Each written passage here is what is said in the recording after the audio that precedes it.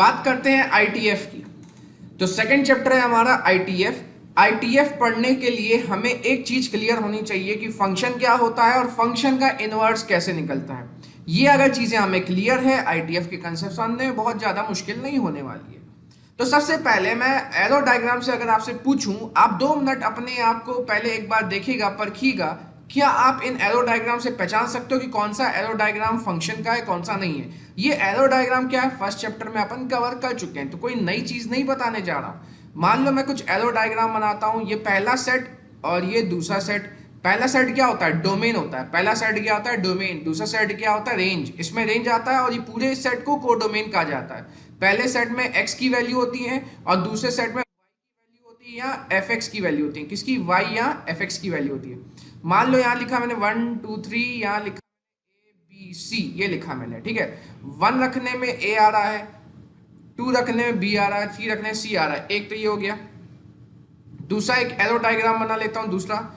तो मान लीजिए ये हो गया डोमेन और ये हो गया हमारा रेंज या कोडोमेन बोल सकते हैं। 1 2 3 और ए बी सी।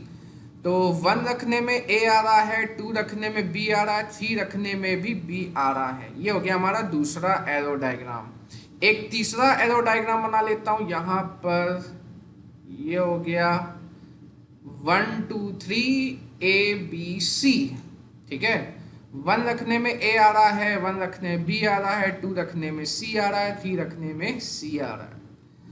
और एक एरो डायग्राम बना देता हूँ यहाँ पर। यहाँ पर मैंने बनाया 1 2 3 4 a b c। 1 रखने में a आया, 2 रखने में b आया, 3 रखने में c आया, 3 रखने में c आया, ठीक है। ये हो गया, ये वाला हो गया, ये हो गया और ये हो गया, ठीक है। इसको थोड़ा सा सही कर लेते हैं एरो को, ठीक है। तुम तो पूरा ही मिट गए यार, इतनी क्या जल्दी थी। 1 का a के साथ, 2 का b के साथ और 3 का c के साथ, ठीक है। अब देखिए, हमें समझना है कि इनमें से कौन से फंक्शन है और कौन से फंक्शन नहीं है, ये हमने समझना है।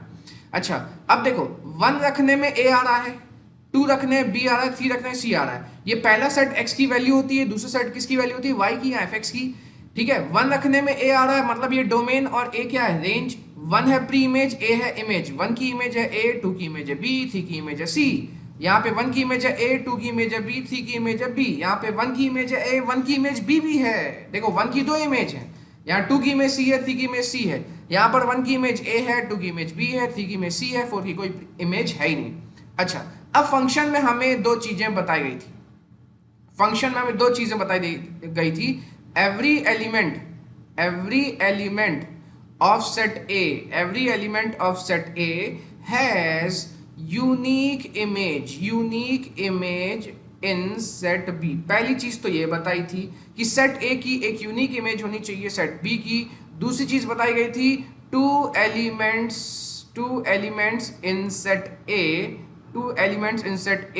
can have same image in set B। ये तो परिभाषा है, 11वीं से पढ़ते आ रहा है, कोई नई चीज तो मैं आपको बता नहीं रहा हूं, लेकिन आपको बनना चाहिए, क्लियर बनना चाहिए, वरना चैप्टर आपके थोड़ा भी कमजोर हो जाएगा तो फिर बोलोगे सर क्या पढ़ा दिया ये आपने। देखो पहली डेफिनेशन क्या कहती है, every element of set A. Set A के हर एलिमेंट की, ये रहा सेट ए, ये रहा सेट बी, सेट ए के हर एलिमेंट की एक यूनिक इमेज होनी चाहिए बी में। ढंग से देखो, यूनिक मतलब अलग इमेज होनी चाहिए। 1 का इमेज ए, 2 का इमेज बी, 3 का इमेज सी। ये तो भाई साहब फंक्शन है, ये तो फंक्शन है। अब यहां देखो सेकंड वाला, ये सेट ए, ये सेट बी। 1 का इमेज ए, 2 का इमेज बी और 3 का भी इमेज बी। तो सेकंड पॉइंट में जाओ, 2 एलिमेंट सेट ए में, 2 element in set A. Set A के 2 एलिमेंट की सेम इमेज चल सकती है सेट बी में। मतलब 1 की इमेज ए है सर, तो 2 और 3 की इमेज बी है, चल सकती है, बिल्कुल चल सकती है। क्यों, 2 रखने में तो सिर्फ बी आ रहा है ना, 2 रखने में तो सिर्फ बी आ रहा है ना, 2 रखने में बी आ रहा है और 3 रखने में भी क्या आ रहा है, बी आ रहा है। लेकिन तीसरा पॉइंट हमें क्लियर कट बताया गया था, तीसरा पॉइंट कि one element of set A does not have two images. Set A के एक एलिमेंट की 2 इमेज नहीं हो सकती। देखो 1 की एक इमेज ए, 2 की एक इमेज बी, 3 की एक इमेज सी। हर एलिमेंट की एक यूनिक इमेज फंक्शन है। 1 की इमेज ए, 2 की इमेज बी, 2 की तो इमेज सिर्फ बी है, 3 की इमेज तो सिर्फ बी है, वो हालांकि 2 और 3 दोनों की इमेज बी है, चलेगा चलेगा, फंक्शन में चलता है ना। देखो जैसे मैं आपसे बोलूं f x equal to x square, तो एफ ऑफ 2 रखोगे, 2 का स्क्वायर 4 होता है कि नहीं होता है, और एफ ऑफ -2 रखोगे तो -2 का भी स्क्वायर 4 होता है, तो 2 और -2 दोनों का आंसर 4 हुआ कि नहीं हुआ, 2 और -2 दोनों का आंसर 4 हुआ, चलेगा चलेगा। लेकिन ऐसा नहीं होना चाहिए कि 2 रखने में आपको 4 के अलावा कभी कल को 7 मिल जाए, कल को 10 मिल जाए, ऐसा नहीं चलेगा। एक एलिमेंट का एक ही आंसर होगा। देखो 2 का आंसर से बी है, 3 का भी बी है, चलेगा। 2 और -2 का स्क्वायर 4 हो सकता है ना, चलेगा। तो भाई साहब ये भी फंक्शन है, सेकंड वाला। थर्ड वाला आते हैं, 1 रखने में ए आया, 1 रखने में बी भी आ गया, ये तो गलत हो गया भाई साहब। 1 रखने में 2 आंसर कैसे आ गए? फंक्शन में ऐसा होता ही नहीं, एक वैल्यू रखने में 2 आंसर आ ही नहीं सकते हैं। 2 अलग अलग वैल्यू के एक आंसर आ सकते हैं, जैसे 2 का स्क्वायर 4 होता है, -2 का स्क्वायर भी 4 होता है, 3 का स्क्वायर 9 होता है, -3 का भी स्क्वायर 9 होता है, 4 का स्क्वायर 16 होता है, -4 का भी स्क्वायर 16 होता है, चल सकता है ये। लेकिन ये नहीं कि 2 का स्क्वायर 4 होता है तो 2 का स्क्वायर आप 10 भी बोल लो, ऐसा हो ही नहीं सकता भाई साहब, ये तो अपराध है मैथ के हिसाब से। तो 1 का आंसर ए, 1 का आंसर बी, ये तो फंक्शन नहीं है। अच्छा अब ढंग से देखो, यहाँ 1 का आंसर ए, 1 की इमेज ए, बिल्कुल ठीक, 2 की इमेज बी, बिल्कुल ठीक, 3 की इमेज सी, बिल्कुल ठीक, 4 की इमेज क्यों नहीं है? ये भी फंक्शन नहीं है। सर ये क्यों फंक्शन नहीं है? क्योंकि आप 4 क्यों नहीं रख पा रहे हो? आप 4 क्यों नहीं रख पाते हो? तो याद रखना हर एलिमेंट की इमेज होनी चाहिए, हर एलिमेंट की इमेज होनी चाहिए, यहाँ 4 की इमेज नहीं है। तो सर सेकंड वाले में सी की कोई प्री इमेज नहीं थी, सी की प्री इमेज, चलेगा ना, कोई दिक्कत नहीं है। अगर सेट बी में किसी की प्री इमेज नहीं है तो चलेगा, लेकिन सेट ए में हर एलिमेंट की एक इमेज होनी चाहिए। आप एफ एक्स में एक्स की जगह सब कुछ रख सकते हो, सब कुछ, तो 4 क्यों नहीं रख पाया? लेकिन आंसर सब कुछ मिले ऐसा नहीं हो सकता। जैसे मैं बोलूं f x equal to x square, तो आप x की 1 रखो 1 आएगा, x से 2 रखो 4 आएगा, 2 और 3 कहां गया? आंसर में 2 और 3 कहां गया? सेट बी में 2 और 3 कहां गया? 3 रखोगे तो 9 आएगा, 5 6 7 8 कहां गया? तो लेकिन वैल्यू तो सारी रखनी है, आंसर सारे आए चाहे ना चलेगा। तो होप है कि आप फंक्शन समझ गए होगे, शायद आप फंक्शन समझ गए होगे।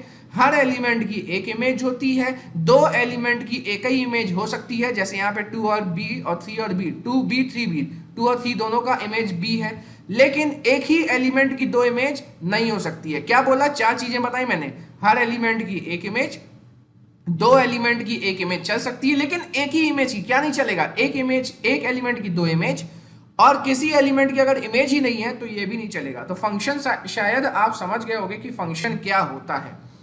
अब कौन से फंक्शन इनवर्स देते हैं ये हमें समझना है, तो थोड़ा सा आईटीएफ के बारे में पढ़ते हैं, ठीक है। आईटीएफ सेकंड चैप्टर क्या कहता है?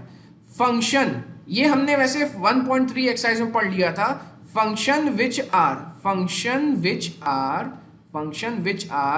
1 1 and onto, function which are 1 1 and onto have their inverse। जो फंक्शन 1 1 भी होते हैं, onto भी होते हैं, उन्हीं का हम इनवर्स निकाल सकते हैं। याद रखना, अपने जीवन में सबसे बड़ी बात बता रहा हूं, जो फंक्शन 1 1 भी होते हैं और onto भी होते हैं, आप उन्हीं का इनवर्स निकाल सकते हो।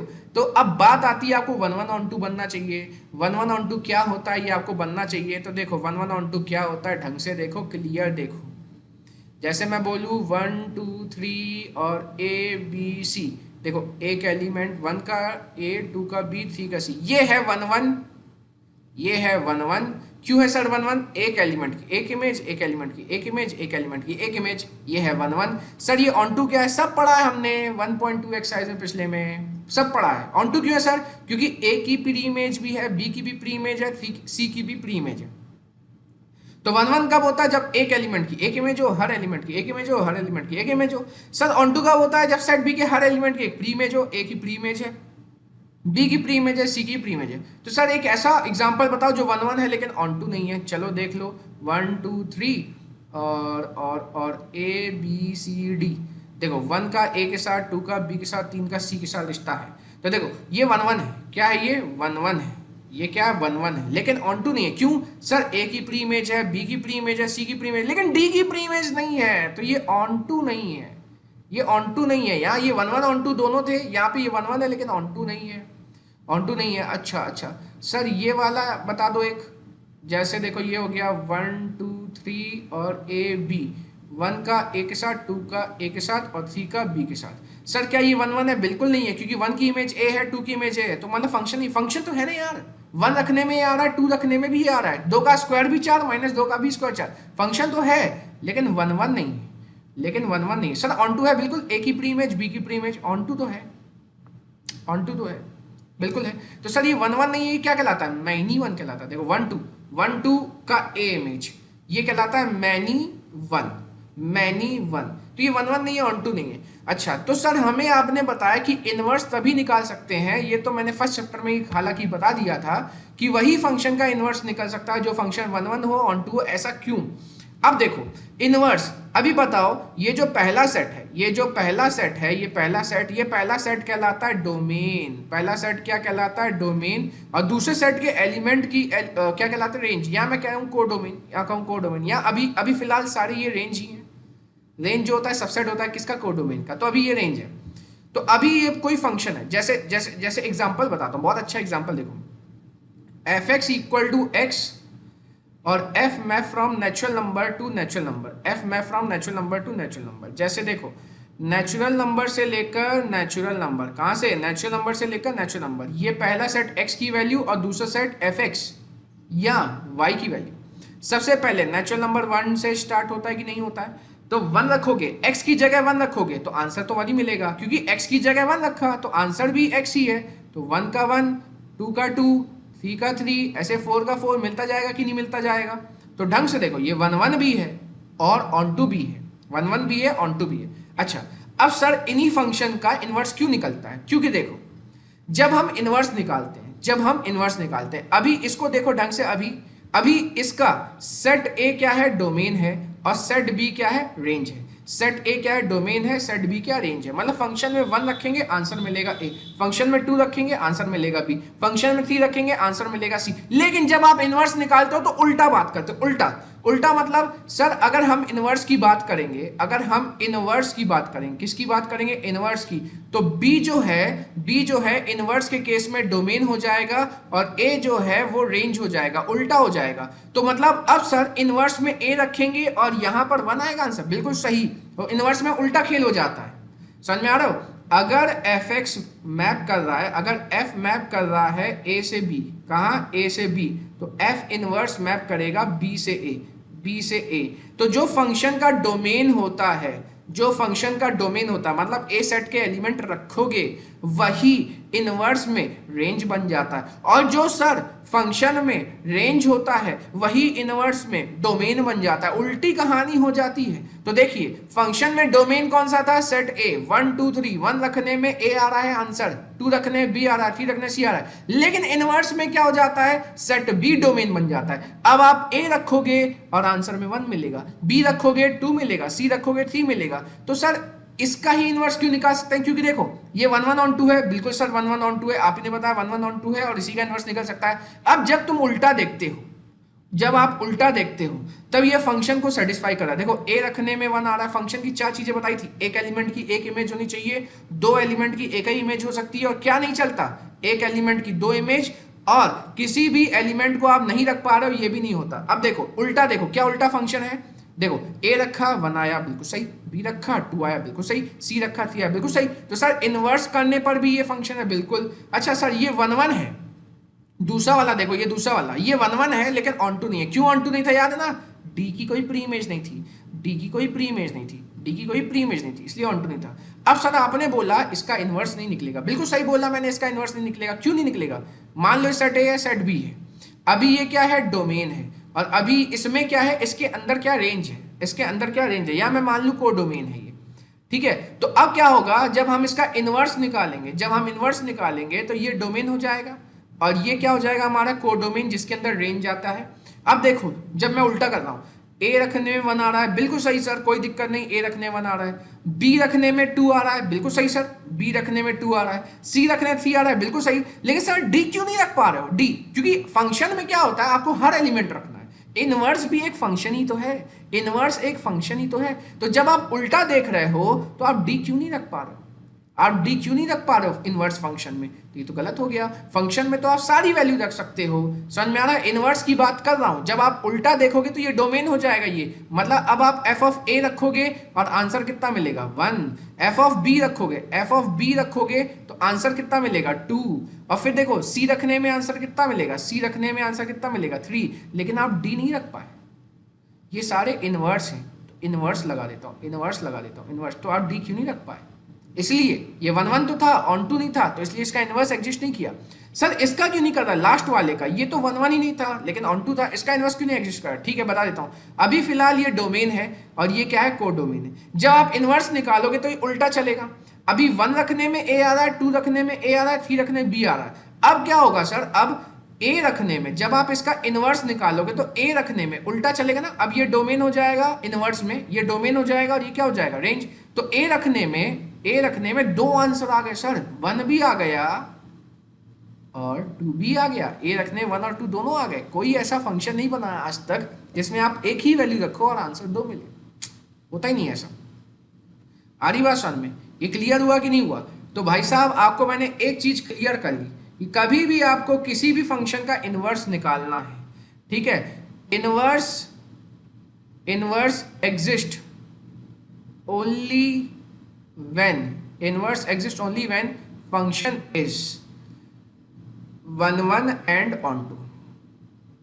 1 1 एंड ऑन टू, ये अपने दिमाग में आप छाप लो कि जो भी फंक्शन का इनवर्स निकालना चाहते हो फंक्शन कैसा होना चाहिए? 1 1 और ऑन टू होना चाहिए। तो सर अब बात करते हैं हमारे चैप्टर की। चैप्टर क्या था? Inverse trigonometric function. तो सर हमें ट्रिग्नोमेट्रिक फंक्शन का इनवर्स निकालना है, बिल्कुल सही निकालना है। तो मतलब सर अगर साइन एक्स है तो उसका इनवर्स क्या हो जाता है? Sine inverse x. ऐसा बिल्कुल याद रखना। एक चीज जो आपने 10वीं सीखी है, साइन स्क्वायर एक्स का मतलब होता है sine x the whole square. बिल्कुल होता है सर, लेकिन ध्यान रखना कि साइन इनवर्स एक्स का मतलब sine x the whole power -1 मत कर देना। इस चीज को ध्यान रखना। इनवर्स तो आपको बस ये बता रहा है, इंफॉर्मेशन दे रहा है कि आप साइन एक्स का इनवर्स निकाल रहे हो, होल पावर माइनस नहीं है। इस चीज को ध्यान रखिएगा। ठीक है सर, ध्यान रख लिया। अब आगे की बात सुनो।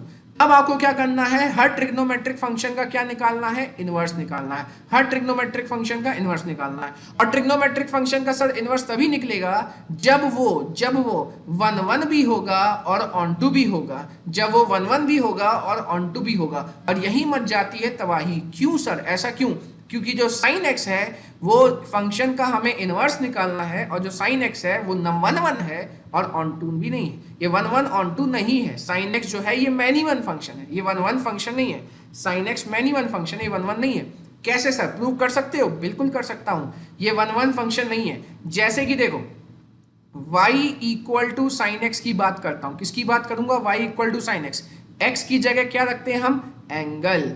x की जगह हम क्या रखते हैं? एंगल। और y क्या मिलता है हमें? वैल्यू। y क्या मिलता है हमें? वैल्यू। ढंग से देखना, ढंग से।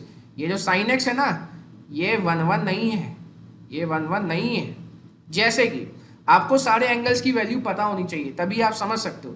आपको बचपन में मतलब 11th पढ़ाया गया था कि फर्स्ट क्वाड्रेंट में साइन पॉजिटिव होता है और सेकंड क्वाड्रेंट में साइन पॉजिटिव होता है। ये 0 होता है, ये 90 होता है और ये क्या होता है? 180 होता है। ये आपको समझाया गया था। फर्स्ट क्वाड्रेंट में और सेकंड क्वाड्रेंट साइन क्या होता है? पॉजिटिव होता है। ये समझाया गया था। अच्छा, और आपको एक और चीज बताई गई थी। देखो सबसे पहले अगर मैं बात करूं y equal to sine x में, मैं x की जगह मान लो रख रहा हूं 45, x की जगह 45 रख रहा हूं। तो बताओ मैंने x की जगह 45 रखा तो y equal to sine 45, sine 45 की वैल्यू कितनी होती है? 1/√2। तो इसका वैल्यू आ गया 1/√2। ये देखो वैल्यू आ गया इसका 1/√2। अब एक और चीज, अब मैं क्या कर रहा हूं? 180। हमें ये बताया गया ना साइन 180 माइनस थीटा बराबर साइन थीटा होता है। ये लेंथ बताया गया कि नहीं? Sine 180 minus theta, sine 180 minus theta क्या होता है? साइन थीटा होता है। साइन 180 माइनस थीटा क्या होता है? साइन थीटा होता है। तो सर अगर मैं यहां पर 135 रख दूं, क्या रख दूं? 135। y इक्वल टू साइन 135 क्या होता है? 45 का 3 गुना। अगर आपको ये सब नहीं बनता तो भी देखो अभी समझ जाओगे। y साइन 135 क्या होता है? 135 होता है सर 45 का 3 गुना। अगर 45 को पाई बाई 4 कहते हैं तो 135 होता है 45 इंटू 3, मतलब 3 पाई बाई 4, मतलब क्या होता है 3 पाई बाई 4। तो हम किसकी वैल्यू निकाल रहे हैं 135 की। y equal to sine 3 pi by 4, pi by 4 45, 45 135 होता है 45 इंटू 3, तो 3 पाई बाई 4। तो हमें ये सिखाया गया 11th में कि जब भी आपको ऐसे साइन 3 पाई बाई 4 की वैल्यू निकालनी हो तो आपको ज़्यादा टेंशन नहीं लेनी है। आपको क्या करना है पाई बाई 4 को देखना है। क्या करना है आपको pi by 4। Sine pi by 4, sine 45 कितना होता है 1 बाई रूट 2 होता है। कितना होता है 1 बाई रूट 2। साइन 45 कितना होता है 1 बाई रूट 2 होता है सर। तो सर 3 का क्या मतलब, 3 क्वाड्रेंट बताता है। 3 क्या बताता है क्वाड्रेंट। तो देखो सबसे पहले जब भी आपके पास ऐसे आ जाए साइन 7 पाई बाई 6, जब भी आपके पास ऐसे आ जाए आपको क्या करना है सिर्फ पाई बाई 6 देखना है। क्या करना है सिर्फ पाई बाई 6 देखना है। पाई बाई 6 क्या होता है 30, पाई मतलब 180, 180 बाई 6 30। तो साइन 30 कितना होता है बच्चा जानता है 1/2 होता है। क्या होता है 1/2। तो सर 7 का क्या काम 7 इंटू 30, 7 इंटू 30 210, 7 इंटू 30 210। और ये अगर 180 तो सर 210 आता है थर्ड क्वाड्रेंट में। 210 का आता है third quadrant, third quadrant sine होता है नेगेटिव, तो -1/2 इसका आंसर। बस नहीं बनता तो अभी सीख गए आप।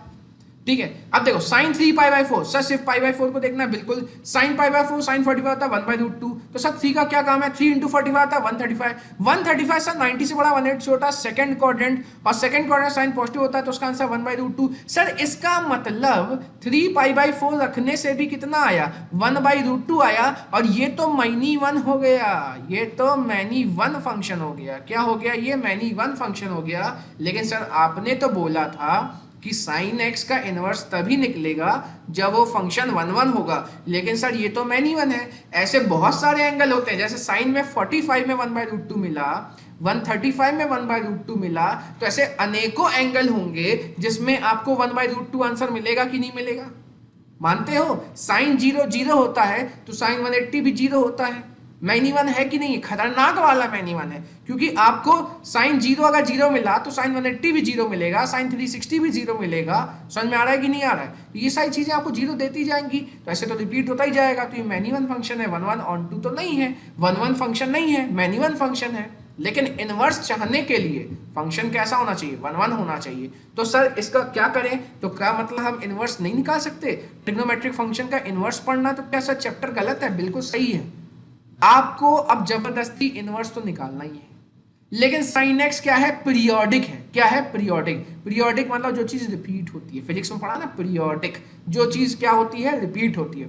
तो साइन एक्स में वैल्यूज तो रिपीट होती है, इसलिए साइन एक्स क्या कहलाता है पीरियोडिक कहलाता है। आप उसका ग्राफ भी जानते होंगे। साइन एक्स का जो ग्राफ होता है देखो ये ऐसे पीरियोडिक होता है, ऊपर नीचे ऊपर नीचे ऊपर नीचे ऊपर नीचे जा रहा है, पीरियोडिक होता है। तो सर इसका मतलब साइन एक्स मैनी वन होता है, और साइन एक्स मैनी वन है तो उसका इनवर्स एग्जिस्ट नहीं करता है। तो सर क्या तरीका है, हमें इनवर्स तो पढ़ना ही है, कैसे निकालें। तो मैं आपको बताता हूं, ढंग से देखो, ढंग से देखो। कुछ चीजें जो आपको पता है 11वीं में बताया गया है वही वापस से मैं आपको बता रहा हूं। यहां लिख रहा हूं ट्रिग्नोमेट्रिक फंक्शन, यहां लिख रहा हूं उसका डोमेन, और यहां लिखता हूं मैं उसका रेंज। सबसे पहले बात होगी साइन एक्स की, सबसे पहले बात होगी साइन एक्स की। y equal to sine x, y equal to sine x. x का मतलब डोमेन होता है, y का मतलब रेंज होता है, याद रखना। x का मतलब डोमेन होता है, y का मतलब क्या होता है रेंज। तो हमें 11वीं सिखाया गया आप x या कुछ भी रख सकते हो। आप 30 40 50 60 90 100 200 1700। आपने तो 11th में साइन 1780 वाला भी क्वेश्चन किया है, तो आप x या कुछ भी रख सकते हो। तो सर इसका डोमेन होता है रियल नंबर, और रियल नंबर आप x की जगह कुछ भी रख सकते हो, जो मर्जी चाहे वो रख लो। और y का मतलब होता है रेंज। तो जब भी आप डोमेन रखते हो कुछ भी रखते हो, आंसर आपको सिर्फ -1 और 1 के बीच मिलता है। साइन का सबसे बड़ा आंसर होता है 1, साइन में सबसे बड़ा आंसर होता है 1। आप मेरे को बताओ कभी आपको आंसर साइन में कभी 3 मिला क्या, नहीं मिला, कभी नहीं मिला आपको, कभी नहीं मिला। साइन के आंसर क्या क्या होते हैं पता ना आपको, साइन 0 0 होता है, साइन 31/2 होता है, साइन 45 1 बाई रूट 2 होता है, साइन 60 √3/2, √3 होता है 1.7/2 होता है 0.8, तो √3/2 0.8 होता है, अप्रॉक्स बता दो अप्रॉक्स। और साइन 90 क्या होता है 1। तो देखो सबसे बड़ा आंसर आपको 1 मिला। साइन 90 बाद सारी वैल्यू रिपीट करेंगी, प्लस माइनस में आएंगी, ज्यादा ज्यादा क्या होगा 1 का -1 मिलेगा। साइन 91 होता है तो साइन 270 क्या होता है -1 होता है। तो भाई साहब साइन का सबसे बड़ा आंसर 1 होता है, और साइन का सबसे छोटा आंसर -1 होता है। यहाँ मैं इनवर्स की बात नहीं कर रहा हूँ, 11वीं के फंक्शंस की बात कर रहा हूँ। क्योंकि मैंने बताया ना इनवर्स में क्या होता है कि जो यहाँ पे डोमेन है वो वहां पे रेंज बन जाएगा, और जो यहाँ पे रेंज है वो यहाँ पे क्या बन जाएगा, डोमेन बन जाएगा इनवर्स में। पहले ये सारी चीजें याद होनी चाहिए। y equal to cos x, sir cos x की जगह क्या क्या रख सकते हैं, एक्स, ये सारे रियल नंबर रख सकते हो, और इसमें भी जो आंसर आता है -1 से 1 आता है। कॉस का सबसे बड़ा आंसर 1 होता है और सबसे छोटा आंसर -1 होता है। इसके बाद बात होती है 10x की। 10x की तो आप इस x की जगह क्या नहीं रख सकते, इस x की जगह क्या नहीं रख सकते, याद करो इसमें x की जगह वही चीज नहीं रख सकते हो जिसमें नॉट डिफाइन वाली वैल्यू आती है। नॉट डिफाइन सर 1090 होता है, 1090 याद आया, 1090 नॉट डिफाइन होता है, बिल्कुल। तो आप सब कुछ रख सकते हो लेकिन 90 नहीं रख सकते। अच्छा सर आपने बताया ट्रिग्नोमेट्रिक फंक्शन क्या होता है, पीरियोडिक होते हैं, तो जो सर 1090 की वैल्यू होगी वो 10270 की वैल्यू होगी, बिल्कुल सही बोल रहा हूँ। ऐसे तो सर ये रिपीट कर दी जाएगी, बिल्कुल रिपीट करेगी, तो सर 90 के फैक्टर्स नहीं रखने। क्या नहीं रखने, 90 फैक्टर्स, क्योंकि 1090 क्या होता है, नॉट डिफाइंड, तो 90 के फैक्टर्स नहीं रखने। तो सर 90 फैक्टर्स सारे रियल नंबर रखने हैं एक्सेप्ट 90 के फैक्टर्स। सर 90 के फैक्टर्स का मतलब क्या हुआ, 90 के फैक्टर्स का मतलब हुआ 2n + 1 π/2। क्या हुआ सर, 2n + 1 π/2, और n बिलोंग्स टू इंटीजर। क्या होता है, n बिलोंग्स टू इंटीजर। तो देखो n की जगह जब 0 रखोगे, 2 × 0 क्या होता है, 0 होता है। n की जगह जब 0 रखोगे, इंटीजर आ रही बात में, n बिलोंग्स टू इंटीजर, तो जब आप इसमें 0 रखोगे, 2 × 0 क्या होता है, 0, 0 + 1 1, 1 × π/2 π/2 90।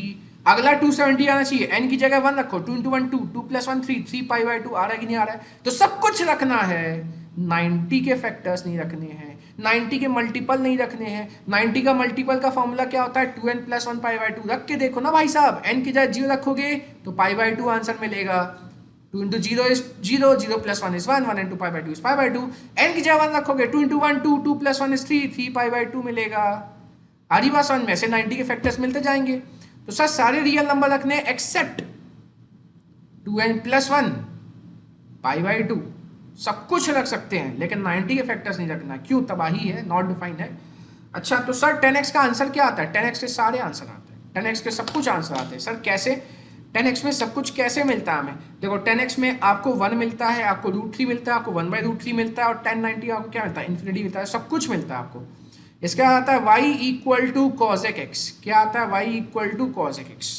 समझ में आया कि नहीं आया, पिछला वाला रियल नंबर समझ में आया कि नहीं आया, कि नहीं आया। देखो 10 क्या होता है, 0, और 1030 क्या होता है, 1/√3, 1045 क्या होता है, 1, 1060 क्या होता है, √3, और 1090 जो कि रखना नहीं है, 1090 क्या होता है, इन्फिनिटी। तो बताओ 1060 √3 था, 1090 क्या था, इन्फिनिटी। तो 1089 तक पहुंचते अपन क्या कर रहे हैं, देखो ये था 1060 और ये क्या है 1090। जैसे ही 60 के बाद जाओगे तो वैल्यू तो बढ़ती जाएगी, और 90 तक जाते जाते क्या हो जाएगी, इन्फिनिटी, मतलब सारी वैल्यूज तो आ ही रही है ना।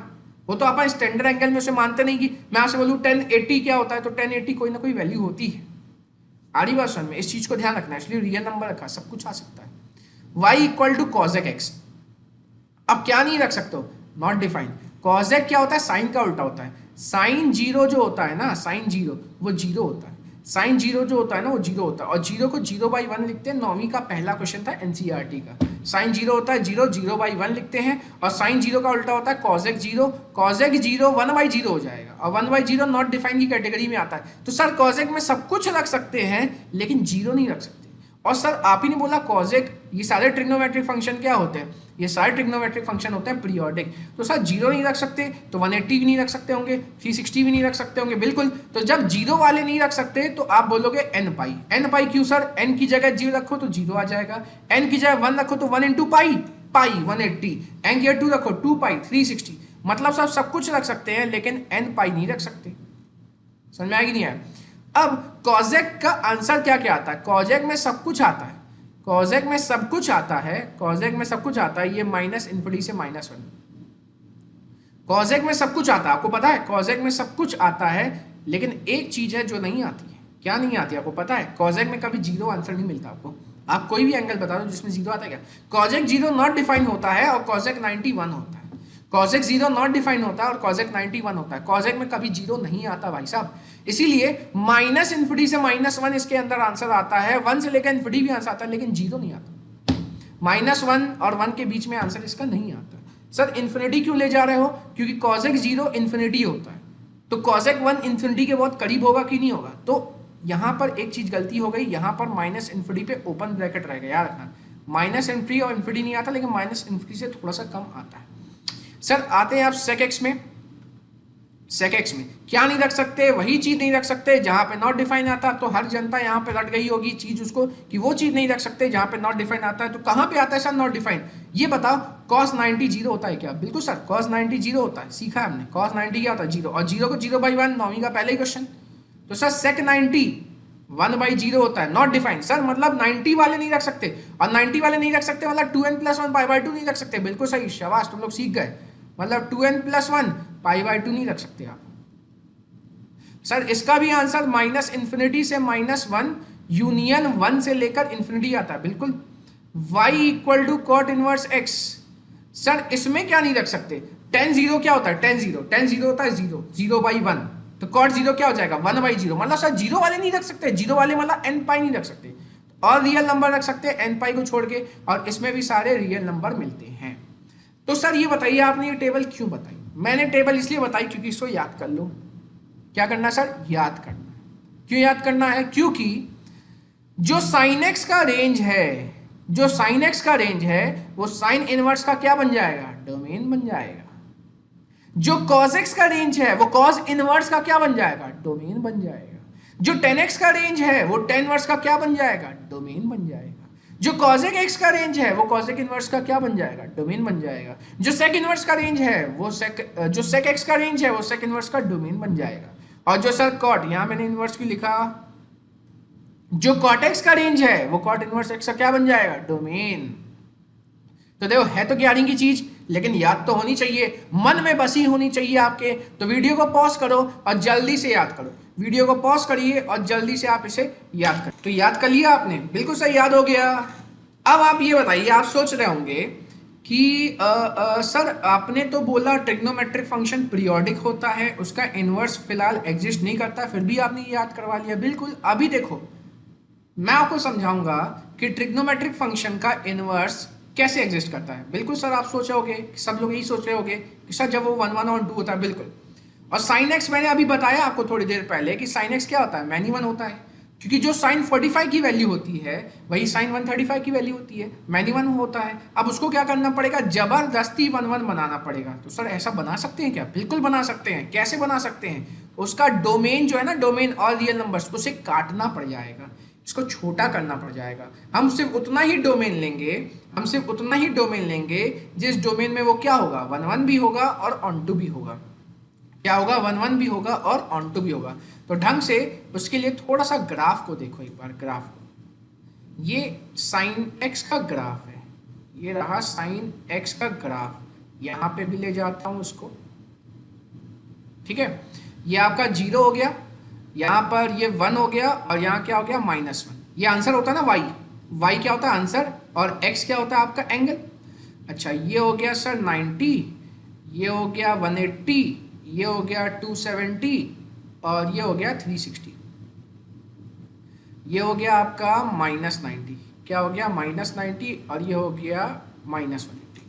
अच्छा, ढंग से देखो, अब ढंग से यहां से -90 से लेकर आप 90 तक देखो। -90 -1 आया, 0 पे 0 आया, 90 पे 1 आया। -90 और 90 के बीच में, -90 और 90 के बीच में sin x फंक्शन जो होता है 1 1 भी होता है, ऑन टू भी होता है। कैसे? देखना ढंग से। -90, यहाँ पर लिखा मैंने -60, फिर लिखा मैंने -45, फिर लिखा मैंने मान लो 0, फिर लिखा मैंने 45, फिर लिखा मैंने 60, और फिर मैंने लिखा 90।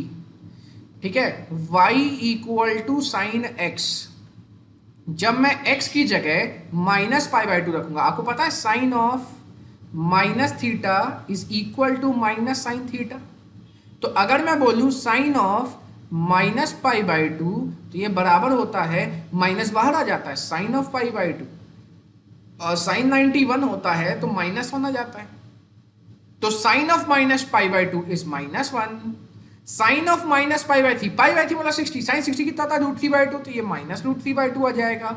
sin 45 कितना होता है? 1/√2, लेकिन ये -45 है, तो sin of -45 minus sin 45 -1/√2, sin of 0 0, sin of 45 1/√2, sin of 60 √3/2, sin of 91, अरे सर ये तो 1 1 है, ऑन टू है, कहां से कहां तक? -90 से लेकर 90 के बीच में। सर इसके आगे अगर चले गए तो क्या होगा, 90 के आगे आता है 120।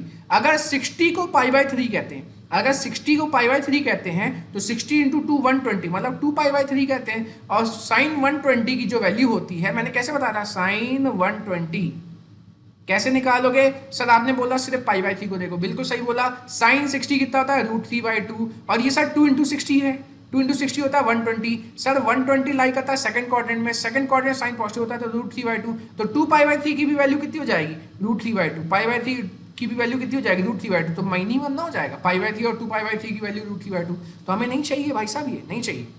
तो साइन x माइनस π/2 से लेकर π/2 के बीच में 1 है और ऑन टू है। क्या, साइन x जो है माइनस π/2 और π/2 के बीच में 1 भी है और ऑन टू भी है।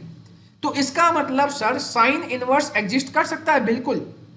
तो साइन इनवर्स तभी एग्जिस्ट करेगा जब आप साइन x का डोमेन काट दोगे। तो देखो यहां मैंने कितना लिखा था, ढंग से देखो, यहां पर मैंने कितना लिखा था, साइन x का डोमेन, मैंने साइन x का डोमेन लिखा था ऑल रियल नंबर। तो मिटा के यहां मैं सारे इनवर्स का लिखने जा रहा हूं। किसका लिखने जा रहा हूं, इनवर्स का। किसका लिखने जा रहा हूं, इनवर्स का। ढंग से देखना है, यहां पर ढंग से देखना। ये अब आ जाएगा इनवर्स ट्रिग्नोमेट्रिक फंक्शन, यहां पर आ जाएगा उसका डोमेन, और यहां पर क्या आ जाएगा, उसका रेंज। ठीक है, अब बात होगी y equal to sine inverse x, y equal to sine inverse x।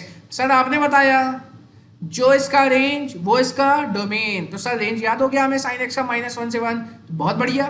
Domain हो जाएगा -1 से 1, समझ में आया कि नहीं आया, डोमेन क्या हो जाएगा, -1 से 1 हो जाएगा, डोमेन हो जाएगा -1 से 1। और सर इसका जो डोमेन था वो रेंज रियल नंबर था, मैंने बोला ना अब इसे रियल नंबर काटना है, कितना काटना है, -π/2 से π/2, सर इसका रेंज हो जाएगा -π/2 टू π/2। सर आपने तो बोला था डोमेन काटना है, बिल्कुल सही बोला था, साइन x का डोमेन काटना है, साइन x का डोमेन कितना करना है, -π/2 टू π/2, लेकिन इनवर्स में वही -π/2 टू π/2 क्या बन जाएगा, रेंज बन जाएगा। क्या बन जाएगा, रेंज बन जाएगा। क्या बन जाएगा, रेंज बन जाएगा। समझ में आएगी नहीं आया। अगला y equal to cos inverse x, sir उसका रेंज होता है -1 से 1, इसका डोमेन क्या हो जाएगा, -1 से 1, उल्टा होता जाएगा।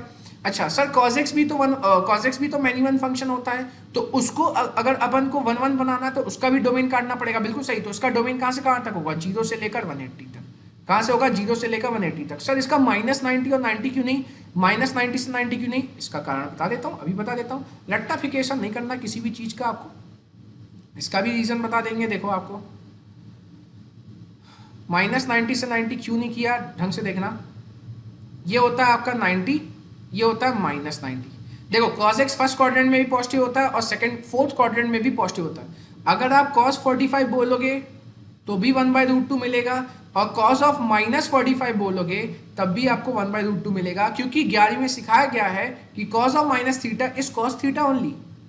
तो cos ऑफ -45 cos 45 होता है, तो देखो मैनी 1 नहीं हो गया, cos 45 cos -45 दोनों की वैल्यू 1/√2। तो हम क्या करते हैं, 0 से लेकर 180 के बीच में यहां खेलते हैं। साइन एक्स में यहां खेल रहे थे, फर्स्ट और फोर्थ में खेल रहे थे। साइन इनवर्स में कहां खेले, फर्स्ट और फोर्थ में, -90 से 90 1 ऑन 2 है। और कॉस इनवर्स कहां खेलेंगे, 0 से लेकर पाई तक में, क्योंकि सेकंड क्वाड्रेंट में क्या हो जाएगा, नेगेटिव हो जाएगा, तो 1 और ऑन 2 हो जाएगा। आपको पता ही होगा जो साइन 45 अगर 1/√2 है तो साइन 135 -1/√2 होता है। ठीक है, तो आपको ये सारी वैल्यूज अब याद कर लेनी है। मैंने आपको समझा दिया 1 ऑन 2 कैसे होता है, मैं डायरेक्ट लिखते जा रहा हूँ।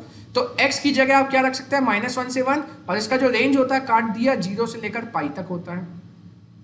y equal to tan inverse x, tan inverse x का, tan x का रेंज क्या था सर, रियल नंबर था, तो सर इसका डोमेन हो जाएगा रियल नंबर, बिल्कुल सही। और सर इसका आंसर क्या होगा, tan x। अब देखो मैं आपको कुछ याद दिला देता हूं, आप बस sin इनवर्स x और cos इनवर्स x को याद कर लो, आप बस sin इनवर्स x और cos इनवर्स x को याद कर लो, बाकी मैं आपको याद करा लूंगा। बाकी मेरा देखो तरीका बताता हूं याद करने का, y equal to sec inverse x और y equal to cot inverse x। ठीक है, बस आप sin इनवर्स x और cos इनवर्स x का रेंज याद कर लो, बाकी मैं याद करा लूंगा। सर कैसे याद कराओगे, देखो साइन का अगर हमें याद हो गया तो हमें tan और साइन का उल्टा cosec का हो गया। क्यों, क्योंकि देखो tan क्या होता है, sin बाई cos, और सर cosec होता है 1 बाई साइन। तो देखो tan में न्यूमरेटर में क्या आता है, साइन, tan में न्यूमरेटर में क्या आता है, साइन, और cosec में क्या आता है, सिर्फ साइन, cosec में क्या आता है, सिर्फ साइन। तो tan इनवर्स के न्यूमरेटर में आता है साइन, टेन इनवर्स के न्यूमरेटर में क्या आता है, साइन, तो टेन इनवर्स का वही रेंज होगा जो साइन इनवर्स का होगा, टेन इनवर्स का वही रेंज होगा जो किसका होगा, साइन इनवर्स का होगा। लेकिन टेन इनवर्स का क्या लिखोगे आप, टेन इनवर्स का ये माइनस पाई बाई टू से पाई बाई टू था, ये आ जाएगा open bracket minus pi by two to pi by two, बस इतना अंतर होता है इसमें। और आप देख सकते हो 10x क्या होता है, मैन्युअल फंक्शन होता है, माइनस 90 से 90 के बीच में 10x को देखो, वो आपको क्या मिलेगा, 1 मिलेगा। 10x को माइनस 90 और 90 के बीच में आप खुद कर सकते हो। फिर सर कॉसेक साइन का उल्टा होता है, कॉसेक साइन का उल्टा होता है, तो उसका साइन के हिसाब से चलेगा, क्या चलेगा sir, close bracket minus pi by two to pi by two, close bracket minus pi by two to pi by two. तो सर अंतर क्या हुआ, माइनस पाई बाई टू से लेकर पाई बाई टू, माइनस 90 और 90 में जस्ट जीरो आता है, जीरो छोड़ देना है। क्यों सर, क्यों, कॉसेक जीरो नॉट डिफाइन होता है, कॉसेक जीरो क्या होता है, नॉट डिफाइन। सर 10 में तो भी तो 90 नॉट डिफाइन होता है, कहाँ लिया, ओपन ब्रैकेट लिखा, समझ में आ रहा है। तो कॉसेक इनवर्स कहाँ से कहाँ तक, माइनस 90 से 90 तक, जिसमें जीरो मत लेना। अच्छा, तो सर सेक इनवर्स का और कॉट इनवर्स का भी बता दो, बिल्कुल कॉट इनवर्स का भी बता देंगे। कॉट इनवर्स का देखो, कॉट होता है कॉस बाई साइन और सेक होता है 1 बाई कॉस। तो सर कॉट अगर कॉस बाई साइन होता है, जैसे आपने बोला 10 में न्यूमरेटर साइन होता है तो साइन इनवर्स के हिसाब से चलता है, तो कॉट में कॉस इनवर्स के हिसाब से चलेगा, बिल्कुल सही। तो कॉट इनवर्स का कॉस इनवर्स होगा 0 से पाई, तो इसमें आएगा ओपन ब्रैकेट 0 से पाई, जैसे 10 में आया था ओपन ब्रैकेट 10 इनवर्स में, वैसे इसमें open bracket. Sir sec inverse 1 by cos होता है तो कॉस वाला आएगा बिल्कुल 0 से पाई, क्लोज ब्रैकेट 0 से पाई, लेकिन इसके बीच की वैल्यू नहीं आएगी, तो माइनस 90। क्यों सर, क्योंकि सेक 90 नॉट डिफाइन। तो सभी का रेंज आ गया। अच्छा सर डोमेन लिखना, डोमेन तो उल्टा होता है, कॉसेक इनवर्स जो कॉसेक का रेंज वही कॉसेक इनवर्स का डोमेन। तो कॉसेक इनवर्स का डोमेन क्या हो जाएगा, कॉसेक इनवर्स का डोमेन हो जाएगा माइनस इन्फिनिटी से -1 यूनियन 1 से लेकर इन्फिनिटी तक। ऐसी सर जो सेक इनवर्स का रेंज वो उसका डोमेन, तो ये भी माइनस इन्फिनिटी से -1 यूनियन 1 से लेकर इन्फिनिटी तक। सर जो कॉटेक्स का रेंज वो इसका डोमेन, इसका रियल नंबर था। ये एकदम याद कर लीजिए, ये याद कर लेंगे तभी आपको आगे समझ में आएगा। तो जल्दी से याद कर लो, जल्दी से याद कर लो, बिल्कुल अच्छे से आपको याद होना चाहिए। जल्दी से इसे याद करो। और एक चीज मैं आपको यहाँ पर समझा दूं, एक चीज इनवर्स और उसमें मैं आपको क्लियर कट डिफरेंस बता दूं। याद कर लिया आपने, देखो अब क्लियर कट डिफरेंस देखो, y equal to sine x और y equal to sine inverse x में एक डिफरेंस देखो, अच्छे से डिफरेंस देखो। y equal to sine x में x होता है input, y equal to sine inverse x में भी x क्या होगा, इनपुट, y यहां आउटपुट, यहां पर भी y आउटपुट। लेकिन y equal to sine x में ये एंगल लेता है, एंगल इसका इनपुट होता है और वैल्यू इसका आउटपुट होता है। सर कैसे कैसे कैसे, देखो साइन 45 बराबर 1/√2 होता है, एंगल इसने खाया और निकाला क्या, वैल्यू। एंगल लेगा वैल्यू देगा, एंगल लेगा वैल्यू देगा। तो सर यहां क्या होगा, उल्टा हो जाएगा क्या सर, वैल्यू लेके एंगल देगा, बिल्कुल सही समझे, वैल्यू लेके एंगल देगा। जैसे मैं आपसे बोलूं साइन इनवर्स ऑफ 1/2 तो आप सोचोगे साइन में 1/2 कब आता है, साइन में 1/√2 आता है 45 में। मैंने क्या बोला, साइन इनवर्स 1/√2, ये वैल्यू खाएगा और क्या देगा, एंगल देगा। क्या देगा, एंगल देगा। वैल्यू खाएगा एंगल देगा, वैल्यू खाएगा एंगल देगा, वैल्यू इसकी इनपुट एंगल इसका output, value input angle output, value लेगा एंगल देगा, वैल्यू लेगा एंगल देगा। याद कर लो, याद हो गया। तो वैल्यू लिया इसने साइन इनवर्स 1/√2, सर 1/√2 साइन में कब आता है, 45 में, तो उसका आंसर क्या हो जाएगा 45। अरे ये समझ में आ गया, वैल्यू लिया एंगल लिया, तो सर ऐसे सब कुछ निकाल सकते हैं। हाँ देखो मैं आपसे अगर बोलूं साइन इनवर्स √3/2 तो आप सोचोगे सर √3/2 साइन में कब आता है, 60 में आता है, तो इसने वैल्यू लिया एंगल दिया। अच्छा अगर मैं आपसे बोलूं इसमें अगर मैं आपसे इसमें बोलूं साइन इनवर्स 1/2 तो आप सोचोगे 1/2 साइन में कब आता है, 1/2 आता है, 1/2 आता है 60 में आता है सर, सॉरी 1/2 आता है 30 में आता है, आप बोलोगे π/3। 11वीं में क्या करते थे, साइन π/3 को 1 लिखते थे, लेकिन अब साइन इनवर्स 1/2 क्या लिखेंगे, π/3। इनवर्स वैल्यू लेगा एंगल देगा। ऐसा कॉस में ही कर सकते हैं, बिल्कुल कॉस इनवर्स √3/2 √3/2 कॉस में कब आता है? √3/2 कॉस में √3/2 कब आता है सर? 60 में आता है, 60 में आता है, ये 60, ये 30 था ना, 30 √3/2 सॉरी 30 में आता है, कॉस में कब आता है? 30 में, तो इसका आंसर 30। अच्छा सर tan इनवर्स √3, तो आप सोचोगे 10 में √3 कब आता है? 10 में √3 कब आता है? 10 में √3 आता है 60 में, क्या आता है? 60 में, तो इसका answer 60। sec inverse 2, sec inverse 2, तो आप सोचोगे sec में 2 कब आता है? अच्छा sec उल्टा होता है cos का, sec किसका उल्टा होता है? cos का, sec उल्टा होता है cos का, तो cos में 1/2 कब आता है? cos में 1/2, cos में 1/2 आता है 60 में, तो sec में 2 कब आएगा? 60 में। तो देखो वैल्यू ले रहा है, एंगल दे रहा है, वैल्यू ले रहा है, एंगल दे रहा है, वैल्यू ले रहा है, एंगल दे रहा है, वैल्यू ले रहा है, एंगल दे रहा है, तो सर सब में ऐसे करेंगे? बिल्कुल सब में ऐसे करोगे, बस उसका डोमेन और रेंज याद रखिएगा, डोमेन और रेंज याद रखिएगा, हम सब कुछ कर सकते हैं। आते हैं चलिए पहली एक्सरसाइज में। तो एक्सरसाइज 2.1 चालू करने का समय आ चुका है, बहुत ही ज्यादा आसान होने वाली है एक्सरसाइज 2.1। चलिए चालू करते हैं। हमसे बोल रहा है कि आप निकालो प्रिंसिपल वैल्यू, किसकी प्रिंसिपल वैल्यू? साइन इनवर्स -1/2 की, साइन इनवर्स -1/2। सर आपने तो साइन इनवर्स 1/2 सिखाया, माइनस तो नहीं सिखाया, अभी सिखा देते हैं, कोई बड़ी बात नहीं है, देखो 1 मिनट में सीख जाओगे। बस एक चीज क्या ध्यान रखना है, साइन इनवर्स का जो रेंज होता है, रेंज मतलब आंसर, रेंज मतलब आंसर किसके बीच में होता है? देखो साइड में पूरी टेबल आपके लिए एनसीईआरटी से कॉपी पेस्ट मार दी है मैंने। साइन इनवर्स का आंसर कहां से कहां तक होता है? -90 से लेकर 90 के बीच में होता है। कहां से कहां तक? -90 से 90। इसका मतलब सर साइन इनवर्स का आंसर ना -90 के उधर जाएगा ना 90 के इधर जाएगा, मतलब आंसर किसके बीच में रहेगा? -90 और 90 के बीच में रहेगा, ध्यान रखने वाली बात। अच्छा अब मैं आपको क्या सिखाने वाला हूं, ढंग से सीखना, ठीक है? देखो ढंग से, आप ढंग से देखो, ये जो -90 और 90 वाले, -90 और 90 वाले, -90 और 90 वाले, जिनके आंसर में -90 और 90 आता है, जैसे sine inverse, cosec inverse, sine inverse का उल्टा कॉसेक, साइन का उल्टा कॉसेक, तो उसके में आता है। और साइन किसके न्यूमरेटर में? 10 में, तो उनमें -90 से 90 आता है। तो देखो कैसे करना है, ढंग से देखना, ढंग से। साइन इनवर्स √3/2 बोले तो क्या आंसर दोगे इसका? वैल्यू खाता है, एंगल देता है, इनवर्स है। √3/2 सा साइन में कब आता है? √3/2 सा 60 में आता है, तो इसका आंसर π/3 बोलोगे। क्या बोलोगे? π/3। लेकिन कभी आपसे बोल दे साइन इनवर्स -√3/2, साइन इनवर्स -√3/2, जो ज्यादा टेंशन नहीं लेना है। सर √3/2 कब आता था? 60 में आता था। साइन में √3/2 कब आता है? 60 में। माइनस लगा है तो धीरे से -π/3 लिख दो। सर सब में चलेगा? नहीं, सब में नहीं चलेगा। ये वाला तरीका किस में चलेगा? जिसमें -90 से 90 होता है, जिसमें माइनस वाले चलते हैं। देखो कॉस में माइनस वाला है ही नहीं, कॉस में तो 0 से पाई है, सेक में 0 से पाई है, कॉट में 0 से पाई है, नहीं चलेगा। लेकिन साइन में चलेगा, साइन इनवर्स में चलेगा, कॉसेक इनवर्स, टेन इनवर्स, मतलब sir sine inverse, cosec inverse, tan inverse में जब भी नेगेटिव एंगल मिले तो नेगेटिव एंगल का जो आपका एंगल है वो लिख दो और माइनस लगा दो, बिल्कुल।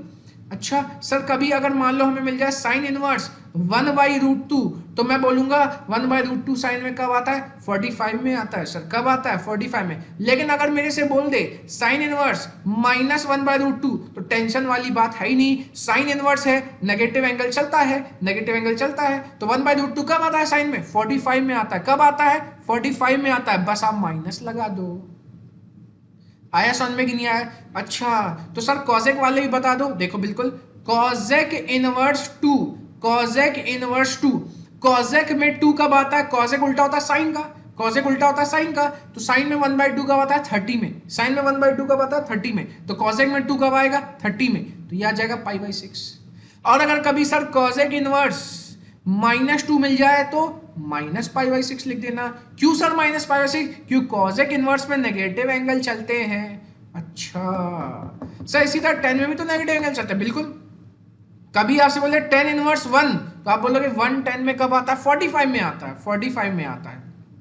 लेकिन आपसे बोले tan इनवर्स -1, तो आप डायरेक्ट बोल देना -π/4, बस इतना ही करना था आपको। सर साइन इनवर्स का समझ में आ गया, कॉसेक इनवर्स का आ गया, tan इनवर्स का आ गया। सर थोड़ा सा अब ये 0 to π वाले भी समझा दो, जिसमें नेगेटिव नहीं है। देखो 0 से π नेगेटिव नहीं, 0 से π सेक में नेगेटिव नहीं, कॉट में नेगेटिव नहीं, बिल्कुल। देखो इसका भी तरीका मैं समझा देता हूँ, इसका भी तरीका।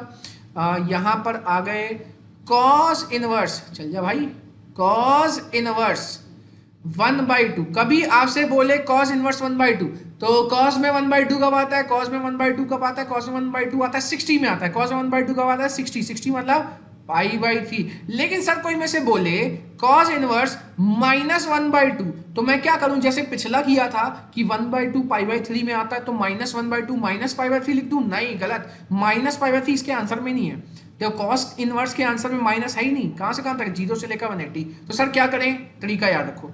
जैसे मैंने नेगेटिव वालों क्या बताया था, जो भी एंगल होता है माइनस लगा दो, जो भी एंगल होता है माइनस लगा दो, जो भी एंगल होता है माइनस लगा दो, जो भी एंगल होता है माइनस लगा दो। Sine inverse, cosec inverse, tan inverse clear हो गया होगा। अब cos इनवर्स, सेक इनवर्स और कॉट इनवर्स जिसमें नेगेटिव नहीं आता, तो क्या करना है सर, जो ओरिजिनल एंगल है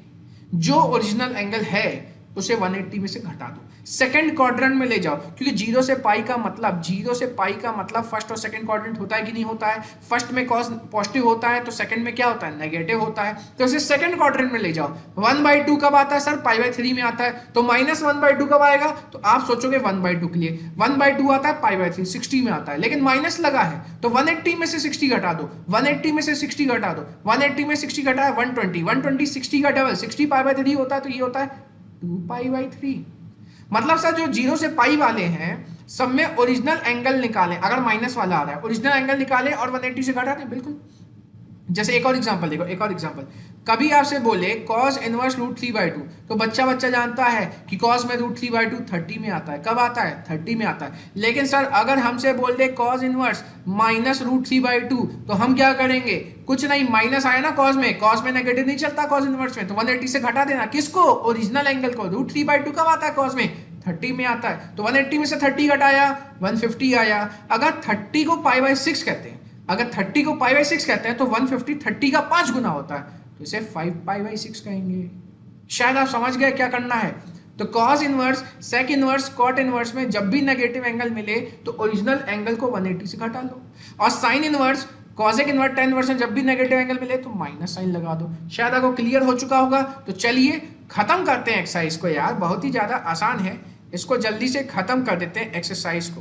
तो ये जल्दी से मिट जाओ भाई। चलिए चालू करते हैं एक्सरसाइज। पहला क्वेश्चन बहुत आसान, बच्चा जान गया इसको करना। -1/2, तो सर 1/2 साइन में कब आता है, 1/2 साइन में आता है सर 30 में आता है, कब आता है, 30 में, लेकिन माइनस लगा है और साइन इनवर्स में नेगेटिव एंगल चलता है, तो सर -30 लिख देंगे, बिल्कुल सही। अगला cos इनवर्स √3/2, बहुत ही आसान क्वेश्चन, मजाक कर रहे हो क्या हमारे साथ। cos इनवर्स √3/2, cos में √3/2 कब आता है, cos में √3/2 सर 30 में आता है, तो इसका आंसर डायरेक्ट 30, क्योंकि नेगेटिव तो लगा ही नहीं है। तीसरा cosec इनवर्स 2, cosec उल्टा होता है साइन का, तो साइन में 1/2 कब आता है सर, साइन में 1/2 आता है 30 में, साइन में 1/2 आता है 30 में, साइन में 1/2 आता है 30 में, तो cosec में 2 कब आएगा, 30 में। सभी का आंसर क्या 30 आने वाला है क्या। चौथा tan इनवर्स -√3, तो घबराना नहीं है माइनस देख के। √3 कब आता है 10 में, √3 आता है सर 10 में, 60 में आता है, √3 कब आता है 60 में, और माइनस लगा है, तो दो ही तरीके, दो रास्ते, एक रास्ता माइनस लगा है तो -60 लिख दो या 180 में से घटा दो। कैसे पता चलेगा, जब आपको रेंज याद होंगी। रेंज मन में बसा होना चाहिए, आपके मन में एकदम बसा लो, मन के अंदर रेंज, तभी तो ये चैप्टर कर पाओगे, यही तो इंपॉर्टेंट है। ये टेबल सब कुछ है इस चैप्टर के लिए। तो √3 tan इनवर्स में आता है 60 में, माइनस लगा है, मैं आपको रटा चुका हूं कि साइन इनवर्स, साइन का उल्टा cosec इनवर्स, और साइन आता है 10 के न्यूमरेटर में, उसमें नेगेटिव एंगल चलता है, और नेगेटिव एंगल चलता है तो -π/3 इसका आंसर आ जाएगा। अच्छा, पांचवा क्वेश्चन, cos इनवर्स -1/2, तो सबसे पहले 1/2 कब आता है, cos में सर 60 में आता है, कब आता है 60 में, और cos इनवर्स में नेगेटिव नहीं चलता, cos इनवर्स नेगेटिव नहीं चलता, 0 से पाई चलता है पॉजिटिव, तो जब पॉजिटिव चलता है तो 180 में सर घटाना पड़ता है, आपने बताया, बिल्कुल सही बताया। 1/2 आता है 60 में, 180 में से 60 घटा दो, 120 बचेगा, 60 का डबल, 60 अगर π/3 तो 122 π/3। अच्छा, सिक्स्थ क्वेश्चन है tan इनवर्स -1, tan इनवर्स क्या है, -1, ठीक है, tan इनवर्स -1, तो 10 में सर 1 कब आता है, 45 में आता है, 10 में 1 कब आता है, 45 में, ठीक है, 10 में 1 कब आता है, 40। चलिए आ जाते हैं क्वेश्चन नंबर 7 में। क्वेश्चन नंबर 7 बोल रहा है सेक इनवर्स 2/√3, तो सेक इनवर्स में 2/√3 कब आता है, सेक उल्टा होता है कॉस का, कॉस में √3/2 कब आता है? 30 में आता है। कॉस में √3/2 कब आता है? 30 में। तो सेक में √2/√3 कब आएगा? 30 में आएगा। नेगेटिव तो लगा ही नहीं है, टेंशन वाली बात ही नहीं है। 8वां कॉट इनवर्स। आप अपने से नेगेटिव एंगल भी कर सकते हो, ठीक है, मैंने आपको समझा दिया है कैसे करना है। Cot inverse √3। कॉट में √3 कब आता है? कॉट में √3 आता है 30 में। कॉट में √3 कब आता है? 30 में आता है, 30 में। 9th cos inverse. Cos inverse -1/√2, तो माइनस आ गया, ध्यान देना है। 1/√2 कॉस में कब आता है? 1/√2 कॉस में आता है 45 में। 1/√2 कॉस में कब आता है? 45 में। यहां लगा है माइनस। कॉस इनवर्स में देखिए माइनस में आंसर नहीं आता, 0 से 180, तो क्या करें सर? 45 को, ओरिजिनल एंगल को 180 से घटाएंगे, तो 180 में से ओरिजिनल एंगल 45 घटा देंगे तो क्या आ जाएगा? 135। 135 होता है 45 का 3 गुना, 45 का 3 गुना, तो 3π/4। अगला आ जाएगा 10th वाला, cosec inverse -√2। Cosec inverse -√2, cosec inverse -√2। तो कॉसेक इनवर्स -√2 को सॉल्व करेंगे। कॉसेक में √2, कॉसेक उल्टा होता है साइन का, साइन में आता है 1/√2 45 में, तो कॉसेक में √2 आएगा 45 में, लेकिन नेगेटिव लगा है और कॉसेक 1/sin होता है, तो कॉसेक इनवर्स में नेगेटिव एंगल चलते हैं, इसे लिखेंगे -45। ये हो गया 10 का क्वेश्चन। अब आ जाते हैं अगला 11th वाला क्वेश्चन। 11th वाले क्वेश्चन में आ जाते हैं 11th क्वेश्चन। क्या लिखा है? tan inverse of 1 plus cos inverse of -1/2 plus sine inverse of -1/2, ये लिखा है। चलिए सॉल्व करते हैं इसे। सॉल्व करना चालू करते हैं इसे। तो सबसे पहले लिखा tan इनवर्स 1, tan इनवर्स 1 मतलब 1 कब आता है 10 में? 45 में आता है सर, तो इसका आंसर 45। वैल्यू खाएगा, एंगल देगा। cos इनवर्स -1/2, 1/2 cos में कब आता है सर? 1/2 cos में आता है 60 में। कब आता है? 60 में। लेकिन cos इनवर्स लगा माइनस, माइनस चलता ही नहीं है, यहाँ पर माइनस चलता ही नहीं है, तो 1/2 अगर 60 में आता है तो -1/2 आएगा। 180 में से 60 घटा देंगे, 120 आ जाएगा। 120 60 का डबल मतलब 2π/3। साइन इनवर्स -1/2, साइन में 1/2 कब आता है सर? साइन में 1/2 आता है 30 में, ये माइनस लगा है और साइन इनवर्स में नेगेटिव एंगल चलता है, तो -30। ठीक है, एलसीएम लेना होगा इसमें, एलसीएम, तो चलिए एलसीएम ले लेते हैं इसका एलसीएम। तो 4, 3 और 6 का एलसीएम आ जाएगा 12। 12/4 3, 3π ऊपर, 12/3 4 ऊपर 4 गया 8π, माइनस 12/6 इज 2π, यह आ जाएगा 3 + 8 इज 11, 11 - 2 इज 9π/12, ऊपर नीचे 3 से काटा, यह आ जाएगा 3π/4, इसका आंसर आ जाएगा 3π/4। चलिए अगले क्वेश्चन में आते हैं। चलिए 12वां क्वेश्चन करते हैं। 12वां क्वेश्चन, तो 12वां क्वेश्चन हमसे कह रहा है cos inverse 1/2 plus 2 sin inverse 1/2, 2 sin inverse 1/2, cos inverse 1/2, cos inverse 1/2, 1/2 cos में कब आता है सर? 1/2 cos में आता है 60 में, तो इसका आंसर आ जाएगा डायरेक्ट 60 और प्लस 2 इंटू साइन इनवर्स 1/2, 1/2 कब आता है साइन में? 30 में, 30 में, तो 2 से काटा इसे 6 को, तो ये आ गया π/3 प्लस π/3 और डिनोमिनेटर 3 है, ऊपर आ जाएगा 2π, ये आ जाएगा इसका आंसर। अगला क्वेश्चन नंबर 13। क्वेश्चन नंबर 13 बोल रहा है sine inverse x equal to y, मतलब y equal to sine inverse x। ये x होता है डोमेन और y होता है रेंज। डोमेन और रेंज, रेंज कहाँ से कहाँ तक होता है? -π/2 टू π/2, तो यहाँ सब y के बारे में लिखा है, तो y होता है -π/2 से क्लोज, क्लोज है इसलिए greater than equal to less than equal to π/2। अगर क्लोज ब्रैकेट है तो इक्वल भी लगेगा, तो यहाँ कौन सा ऑप्शन आ जाएगा भाई साहब? बी ऑप्शन आ जाएगा। क्या आ जाएगा? B option. लेकिन अगर क्वेश्चन होता y equal to tan inverse x, तो उसमें चलता है ओपन ब्रैकेट, तो उसमें आता y ग्रेटर देन -π/2 और लेस देन π/2। ध्यान देना इस चीज को। आ जाते हैं 14th क्वेश्चन में। 14 क्वेश्चन, चलिए 14 क्वेश्चन का श्री गणेश कर दें। 14 क्वेश्चन बोल रहा है चिल्ला चिल्ला के tan inverse √3 minus sec inverse of -2। tan inverse √3 कब आता है? 10 में, 60 में आता है। सेक इनवर्स 2 cos में 2 कब आता है? सॉरी, cos में 1/2 कब आता है? cos में 1/2 आता है 60 में। कॉस में 1/2 आता है 60 में, तो सेक में 2 कब आएगा 60 में, सेक में 2 कब आएगा 60 में आएगा। और ये माइनस लगा है, सेक में नेगेटिव एंगल नहीं चलता, तो 60 इसका ओरिजिनल एंगल है।